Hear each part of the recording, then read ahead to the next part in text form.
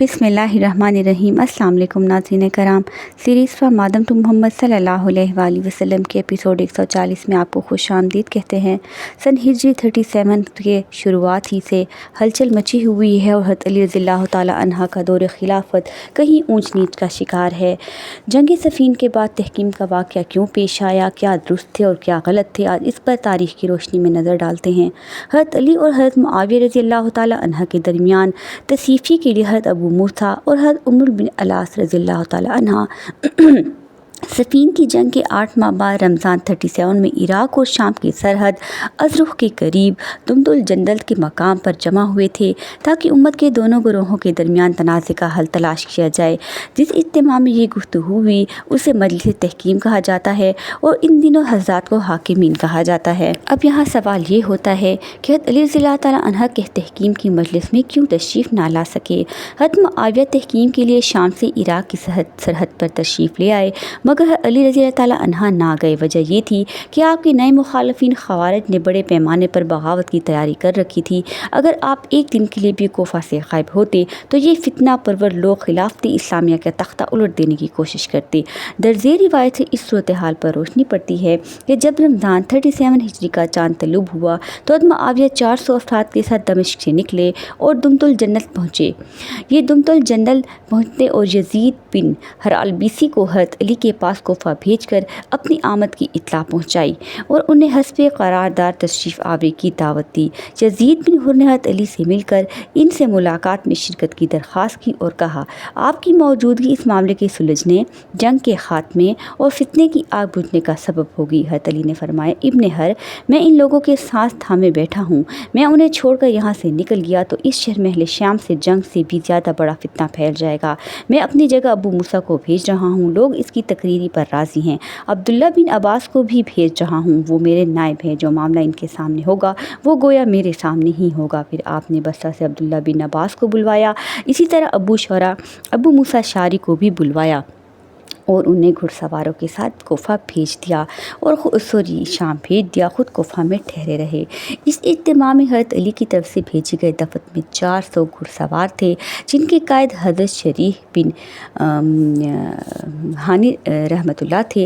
हज़रत अब्दुल्ला बिन अब्बास दफ़त में 5 वक्त नमाज़ों के इमाम थे। सैयदना मुआविया की तरफ से भी 400 अफराद थे, जिनमें उमर बिन अलास और इनके बेटे अब्दुल्ला सर फहरिस्त थे। गैर जानबदार सहाबा में से अब्दुल्ला बिन उमर, अब्दुल्ला बिन ज़ुबैर, मुगीरा बिन शोबा, अब्दुर्रहमान बिन आयूस, हज़रत अब्दुर्रहमान बिन हार और अबू जहद बिन हुज़ैफ़ा रज़ियल्लाहु ताला अन्हु भी शरीफ थे। मुअत्तर रिवायत के मुताबिक इस इज्तिमा की गिफ्त व शनीद का मुख्तसर अहवाल मिलता है। तफसील किसी मुअत्तबर सिन के ज़रिए हम तक नहीं पहुँच सकी। दूसरी तरफ ज़ईफ़ रावी असल वाक़ियों को खराफात की धूल में छुपा कर ये साबित करने की कोशिश करते हैं कि हज़रत उमर बिन अलास और अबू मूसा ने अपने फ़राइज़ को दुरुस्त तौर पर अंजाम ना दिया और आखिर में एक तूफ़ान बदतमीज़ी पर मजलिस ख़त्म हुई। इन रावियों ने तहकीम के वाक़े में सालसों को शुरू से आखिर तक कसासे उस्मान की जगह खिलाफत के हकदार पर बहस करते दिखाया गया। अगरचे ये बात सही सिन से साबित नहीं है, मसला खिलाफत भी ज़ेर बहस आया था और ये मनसब किसी तीसरे फ़र्द के हवाले करने पर भी गौर हुआ था, मगर ये बात बईद है कि हकीमीन की पूरी गुफ्तगू में बुनियादी मसले पर बहसी ना हुई। बस ये ज़ाहिर है कि रावियों ने गुफ्तगू की असल और मरकज़ी बहस का बेशतर हिस्सा हज़फ करके इसकी जगह फ़र्ज़ी बातें शामिल कर दी। तहकीम की मजलिस का असल मकसद उम्मत मुस्लिमा को मुत्तहद करना था और चूँकि ये इत्तेहाद का सासी उस्मान के नफ़ात का ही तरीक़ाकार तय करने पर मौकूफ़ था, इसलिए तहकीम का बुनियादी मौजू यही था कि किसी तरह अली की बियत और कातिलीन उस्मान के ख़िलाफ़ कार्रवाई का कोई बाइत्तेफ़ाक़ अमल तय पाया जाए। अगरचे इसकी गुफ्तगू की किसी सही रिवायत में मकतूब नहीं, मगर हम अंदाज़ा लगा सकते हैं कि बातचीत इब्तिदा में इसी नुक्ते के गिर्द ही हुई कि कसास कैसे लिया जाए। कसास उस्मान के मसले ही ने हज़रत अली की खिलाफत को अहले शाम के नज़दीक नाकाबिल कबूल बनाया हुआ था। अहले शाम हज़रत अली पर उस्मान के कातलों की सरपरस्ती का इल्ज़ाम आयद कर रहे थे और इनके नज़दीक हज़रत अली पर लाजिम था कि इस इल्ज़ाम की नफ़ी के लिए तमाम बागियों को कसासन कत्ल करते या उन्हें शामी क़यादत के हवाले कर देते। जब तक ऐसा ना होगा, इनकी हैसियत अपने तमाम तर मनाक़ब के बावजूद बागियों के सर फहरिस्त की थी, लिहाजा उन्हें शरई हुक्मरान तस्वर नहीं किया जा सकता था।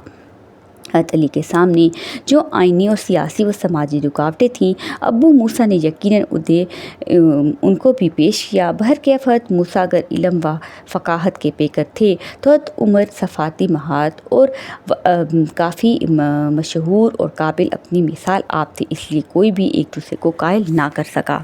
اہل شام کی بہت بڑی تعداد کو یہ بھی یقین تھا کہ حضرت علی نے اقتدار کی خاطر عثمان کو قتل کرایا۔ اسی بنا پر صفین میں اہل شام نے پورے جوش و خروش سے اہل عراق کے خلاف تلواریں بے نیام کرنا شاید سمجھا تھا، اس ذہن کے ساتھ کہ وہ حضرت علی کی بیعت پر کسی طرح تیار نہیں ہو سکتے تھے، جبکہ معاویہ کی امارت و قیادت پر انہیں پورا اعتماد تھا۔ غرض مسئلہ قصاص نے حضرت علی کی شخصیت اور خلافت کو ہی اہل شام کے ہاں بالکل ناقابل قبول بنا دیا تھا۔ حاکمین کو بھی اس مسئلے کا کوئی حل نہیں مل سکا۔ ایسے میں خلافت کے احیاء کے لیے حاکمین نے ایک اور پہلو پر غور کرنا شروع کیا، وہ یہ تھا کہ ایسے تیسرے فرد کو خلیفہ مقرر کر دیا جائے جس کے فیصلے کے تمام متنازع امور میں قابل قبول ہوں۔ عبداللہ بن عمر عالمی اسلام کی ایسی محبوب و مقبول ہستی تھے جس پر امت کے اتفاق کی امید کی جا سکتی تھی، لہٰذا حضرت ابو موسیٰ اشعری رضی اللہ تعالیٰ عنہ نے فرمایا، مجھے عبداللہ بن عمر کے سوا اس کے لیے کوئی اور موزوں نہیں لگتا۔ عمر العاص نے بھی اس کی رائے اختلاف ظاہر نہ کیا، مگر ان کی خواہش یہ تھی کہ اگر عبداللہ بن عمر رضی اللہ تعالیٰ عنہ کو یہ منصب ملے تو وہ اپنی خوشی سے معاویہ کو منتقل کر دیں گے۔ تاہم عبداللہ نے اس میں کوئی رغبت ظاہر نہ کی اور معذرت کرتے ہوئے فرمایا، یہ عہدہ مجھے دیا جا سکتا ہے، نہ میں اسے قبول کر سکتا ہوں سوائے اس کی کہ امت مسلمہ اس پر راضی ہو جائے۔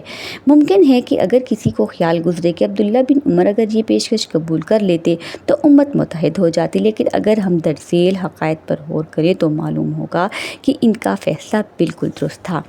پہلی بات تو یہ بات ثابت کہ فریقین کا اصل تنازع خلافت کا نہیں تھا بلکہ قصاص کا تھا۔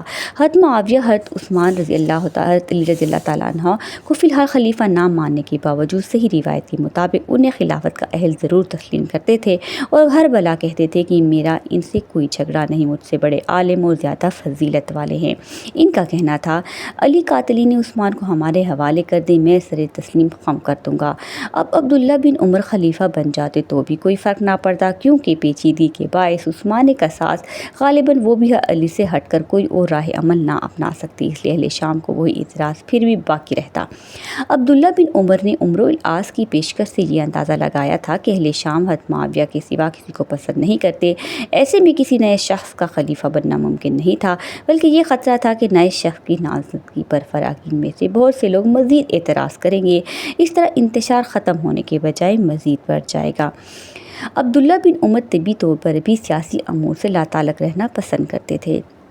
عبداللہ بن عمر جانتے تھے کہ حضرت علی کی خلافت پر حق ہے، ان کے متعلق پھیلائے گئے شگوک و شباب غلط ہیں، وہ خلیفہ راشد ہے اور فی التوقع ان سے بہتر کوئی سربراہ امت کو میسر نہیں آ سکتا۔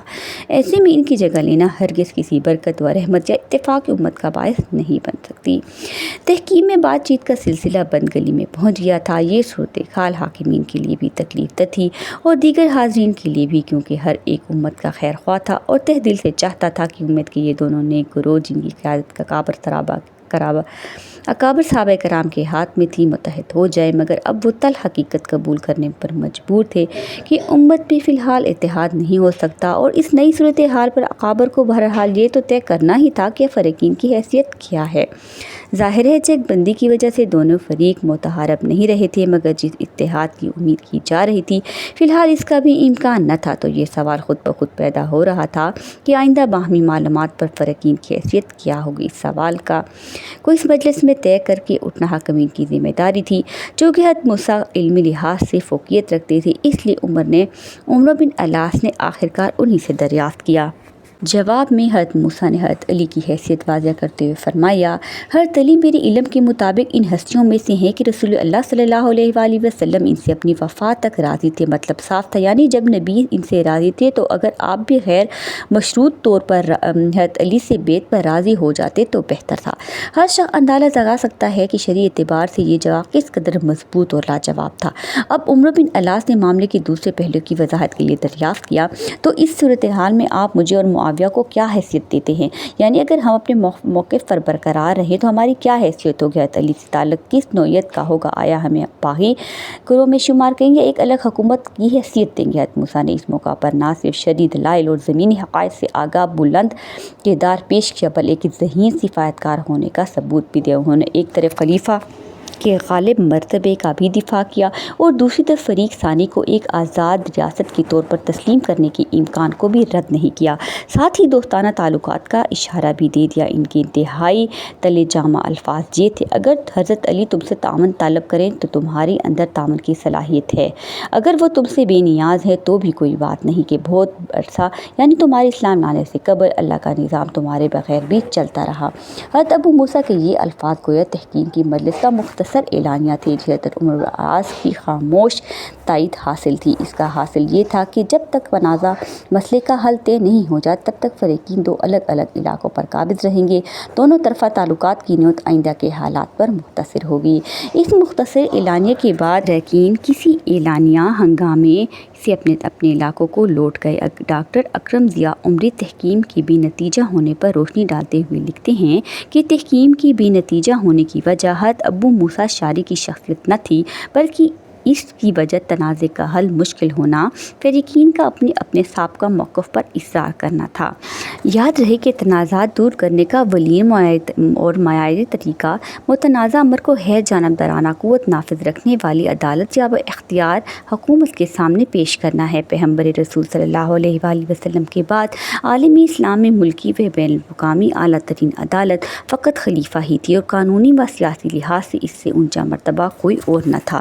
چنانچہ یہاں خود خلیفہ راشد کو فریق بنا دیا گیا تھا اور اس میں بلند گوئی بارگاہ یا قوت نافذ تھی ہی نہیں جہاں فیصلہ کیا جاتا، لہذا ایسے معیاری طریقے سے تصفیے کا کوئی سوال ہی پیدا نہیں ہوتا جس سے مسئلہ حل ہوتا ہوا نظر نہ آ سکتا ہو۔ تحکیم کے بے نتیجہ ہونے سے عراق اور شام کے ایک پرچم تلے آنے کے امکانات بظاہر ختم ہو گئے، لہذا 2 ماہ بعد ذی القعدہ 37 حضرت معاویہ رضی اللہ تعالیٰ عنہ نے باقاعدہ ایک حکمران کے طور پر اہل شام سے بیعت لی اور اپنے باضابطہ حکومت کا اعلان کر دیا۔ ناظرین کرام، یہ تھی تاریخ کی کچھ سیاہ دن جس میں حضرت علی رضی اللہ تعالیٰ عنہ کو بے انتہا آزمائشوں کا سامنا تھا۔ جیسے کہ آپ کو پتہ ہے کہ حضرت عثمان رضی اللہ تعالیٰ عنہ کی شہادت کے بعد حضرت علی کا خلافت سنبھالنا اور لوگوں کا قصاص عثمان لینا اور کس طرح غلط فہمیاں ہونا اور کتنی ہی آزمائش وقتوں کے ساتھ ہونے کے باوجود حضرت علی کا ڈٹ جانا اور معاویہ کا الگ حکومت کا اعلان کرنا، یہ تمام باتیں حضور پاک صلی اللہ علیہ وآلہ وسلم کی خوبصورت دین کی خلاصے کا ایک حصہ ہے، یعنی کہ یہ دین کی تاریخ کا ایک حصہ ہے جو ہم آپ کے سامنے پیش کر رہے ہیں۔ آگے اور کیا تاریخ میں ہوا ہم آپ کو بتائیں گے۔ یہاں سن ہجری 37 کا بھی اینڈ نہیں ہوا بلکہ اس ہجری میں اور کیا کیا ہوا اس پر اپنی اگلی ایپیسوڈ میں روشنی ڈالیں گے۔ لائک، شیئر اور سبسکرائب کرنا مت بھولیے گا اور میری حوصلہ افزائی کے لیے کمنٹ ضرور کیجیے گا۔ اللہ نگہبان۔